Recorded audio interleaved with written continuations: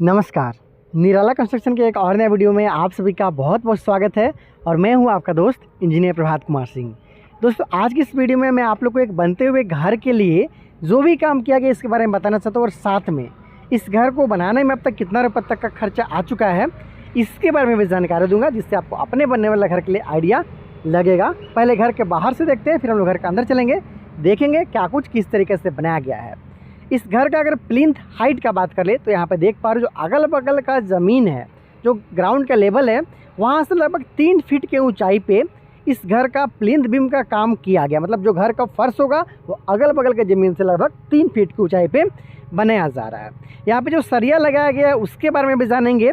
हालांकि इस घर में टोटल 9 कॉलम का इस्तेमाल किया जा रहा है, इसके बारे में भी जानेंगे। और इसके जो हाइट है, जैसे ये जो आप देख पा रहे हो, प्लिंथ लेवल से लेकर मतलब घर का जो फर्श का लेवल होगा वहाँ से 7 फीट की ऊंचाई पे खिड़की का जो ऊपर वाला लेवल है वो रखा गया है, मतलब लिंटर लेवल रखा गया है।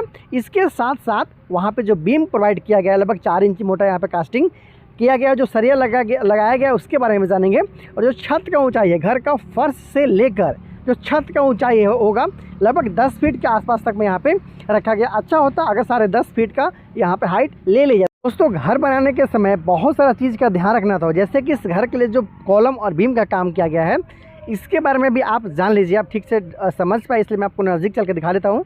देखिए, यहाँ पे 4 सरिया का इस्तेमाल किया जा रहा है, 12 mm का, 8 mm का रिंग का प्रयोग यहाँ पे किया जा रहा है। यहाँ पे जो कॉलम है उसका साइज़ 9 इंची बाई 9 इंची का है।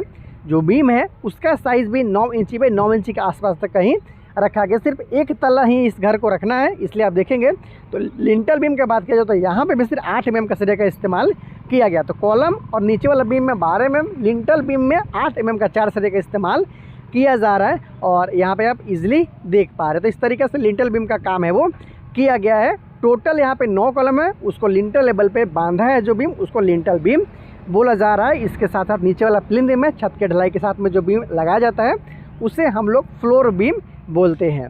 इस घर का जो विंडो है, ज़्यादातर लोग जिस विंडो के साथ बनाते हैं घर, उसी विंडो के साथ में काम किया जा रहा है, बॉक्स वाला विंडो।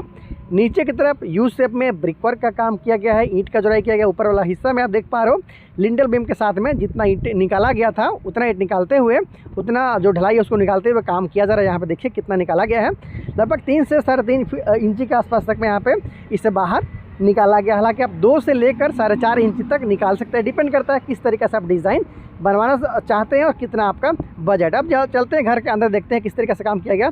तो मेन इंट्रेंस है, लगभग 4x7 का यहाँ पे मेन इंट्रेंस आपको देखने को मिल जाता है। यहाँ पे किचन है, उसके जस्ट बगल में टॉयलेट बाथरूम है। यहाँ पे 14 फीट पे 12 फीट का रूम, फिर 14 फीट पे 12 फीट के आसपास तक का रूम यहाँ पे देखने को आपको मिल जाता है। तो इस तरीके से यहाँ पे 2 कमरा के साथ में हॉल के साथ dining area, kitchen, toilet bathroom के साथ ये बनता हुआ घर है। छत के ढलाई से पहले तक का काम हो चुका है।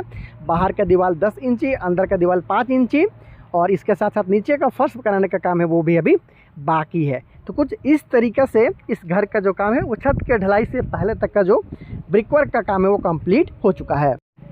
तो दोस्तों, काम को देखने के बाद अब हम लोग जान लेते हैं कि आखिर इस घर को बनाने में टोटल कितना रुपये तक का खर्चा लगा है।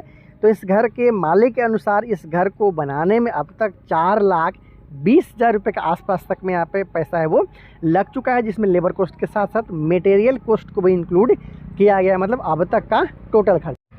तो दोस्तों, आज आपने देखा कि छत के ढलाई से पहले तक किस तरीके से काम किया गया, कितना रुपये तक का खर्चा आया।